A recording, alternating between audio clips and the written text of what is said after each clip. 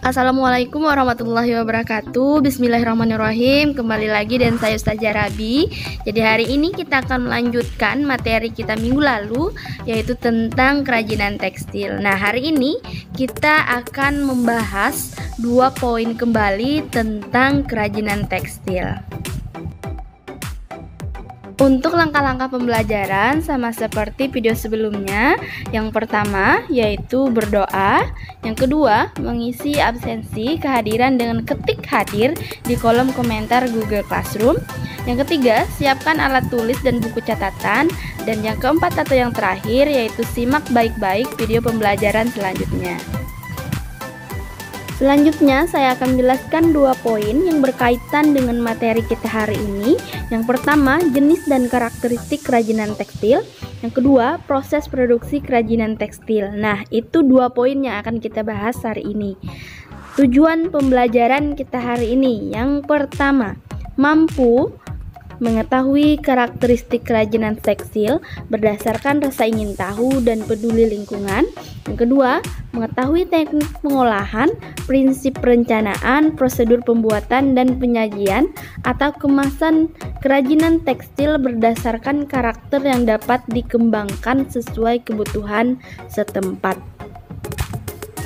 Langsung saja kita masuk ke poin yang pertama, yaitu jenis dan karakteristik kerajinan tekstil. Jenis rancangan sebuah kerajinan tekstil dapat diwujudkan dalam kesatuan bahan dan teknik. Sebelum menentukan sebuah kerajinan, kita harus mengetahui jenis dan karakteristik dari kerajinan tekstil. Rancangan dalam pembuatan kerajinan tekstil juga perlu diperhatikan, yaitu berupa cara menentukan susunan dari garis, bentuk, warna, dan tekstur. Di bawah ini terdapat 2 macam teknik dalam pembuatan kerajinan tekstil. Yang pertama, struktural teknik dan dekoratif teknik. Berikut ini penjelasan tentang struktural teknik dan dekoratif teknik. 1.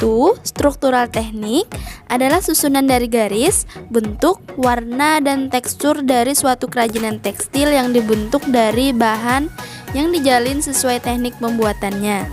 Misalnya, tas yang dibuat dengan teknik rajut.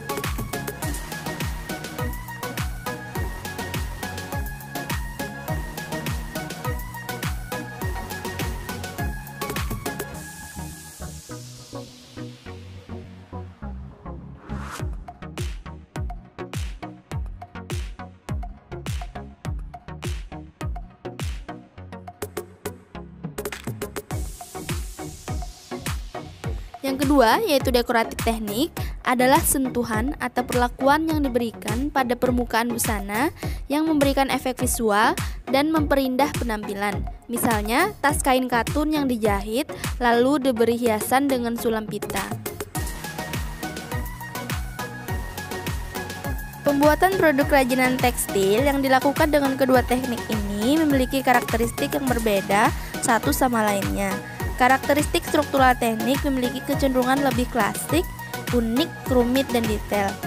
Sedangkan dekoratif teknik memiliki kecenderungan hanya menghias permukaan sebuah benda. Meskipun demikian, dekoratif teknik memiliki unsur kekuatan memperindah sebuah benda menjadi lebih menarik dan anggun dibanding. Selanjutnya kita akan membahas poin yang kedua, yaitu proses produksi kerajinan tekstil. Nah, di sini ada 4 poin yang akan kita bahas. Yang pertama tapestry, kedua batik, ketiga sulam, dan yang keempat jahit aplikasi. Langsung saja kita masuk ke poin yang pertama, yaitu tapestry. Tapestry adalah sebuah teknik pembuatan karya tekstil dengan cara menenun benang-benang, serat-serat, dan bahan lainnya. Teknik tapestry memiliki kesamaan dengan merajut. Media yang digunakan berupa benang, sabut kelapa, kain, kertas yang digulung kecil, serta benda lainnya. Pada kehidupan sehari-hari, tapestry dijumpai pada keset kaki, gantungan pot bunga, ikat pinggang, taplak meja, dan syal. Berikut ini bahan-bahan pembuatan tapestry. Yang pertama, benang tipis untuk lusi, benang tebal untuk pakan. B. Alat membuat hiasan tapestry. Yang pertama, kayu spenram yang diberi paku untuk benang lusi. Yang kedua, batang kayu. Bentuk batang kayu menyerupai sumpit sebagai pengikat benang pakan yang berjalan. Bagian C atau yang terakhir yaitu proses pembuatan tapestri. Pada tahap proses pembuatan kali ini disajikan pembuatan hiasan tenun sederhana. Poin yang kedua yaitu batik. Batik adalah kain bergambar yang pembuatannya secara khusus dengan menuliskan atau menerapkan malam pada kain itu. Kemudian pengolahannya diproses dengan cara tertentu yang memiliki kekhasan. Macam-macam batik. Yang pertama, batik pedalaman. Batik pedalaman adalah pengategorian batik yang berkembang di masa lalu. Dahulu, pembatik-pembatik hanya ditemui di daerah pedalaman. Selain itu, juga tidak sembarang orang dapat melakukan proses pembatikan sehingga jarang dijumpai di lingkungan masyarakat luas. Yang kedua yaitu batik pesisir. Batik pesisir adalah batik yang berkembang di masyarakat yang tinggal di benteng keraton sebagai akibat dari pengaruh budaya daerah di luar Pulau Jawa. Yang kedua yaitu bahan produksi batik. Bahan utama yang digunakan dalam membatik adalah kain katun putih, malam, dan zat pewarna sintesis atau alami. Yang pertama, kain putih. Kain katun putih yang biasa digunakan adalah kain prisma, kain prima, kain merces, kain sutra, dan kain katun dobi. Kain katun lebih mudah menyerap zat pewarna dengan baik dibanding jenis polister.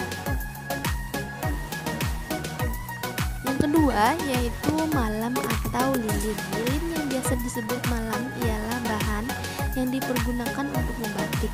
Sebelum digunakan, lilin atau malam harus dicairkan terlebih dahulu dengan cara dipanaskan di atas kompor.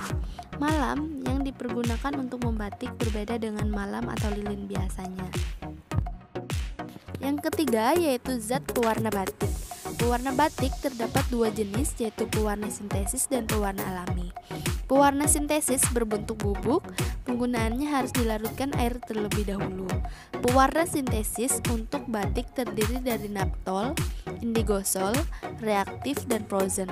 Sedangkan pewarna alami berbentuk padat yang direbus dalam beberapa jam sehingga menghasilkan ekstrak zat warna alamnya. Pewarna alami diantaranya kayu secang, kulit manggis, daun indigo, dan jelawe.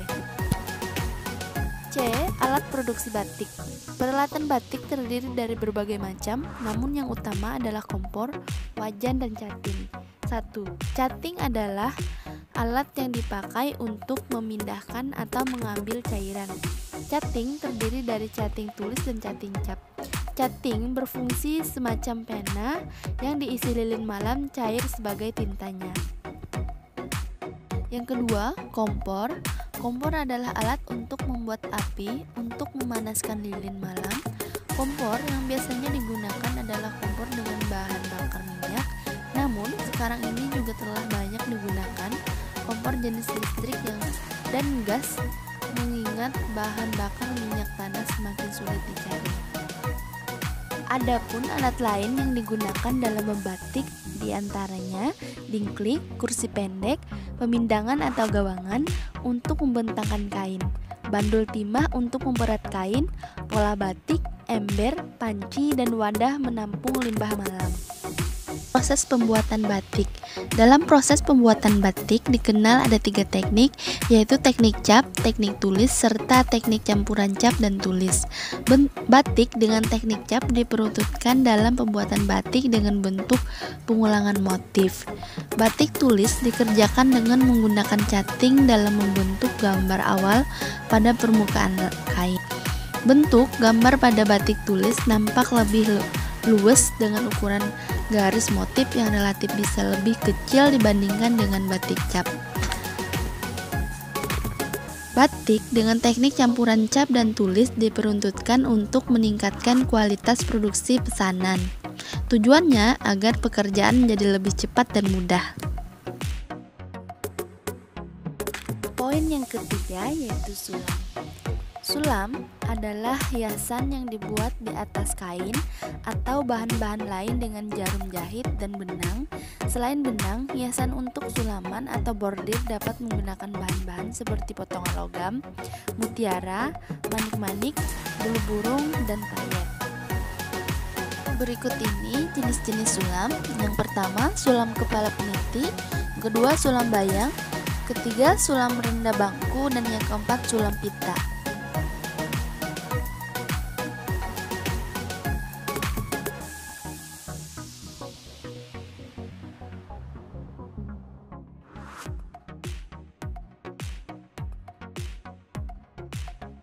Yang keempat atau yang terakhir yaitu jahit aplikasi. Jahit aplikasi adalah teknik menghias permukaan kain dengan cara menempelkan guntingan kain pada kain yang berbeda warna dengan dasar kain. Selanjutnya diselesaikan dengan jahit tangan, teknik sulam yang menggunakan tusuk hias paston. Jenis-jenis jahit aplikasi. Yang pertama, jahit aplikasi standar atau online. Yang kedua, jahit aplikasi pada potong sisip atau inlay. Yang ketiga, jahit aplikasi pada potong motif. Yang keempat, jahit aplikasi pada lipat potong. Dan yang terakhir, jahit aplikasi pengisian.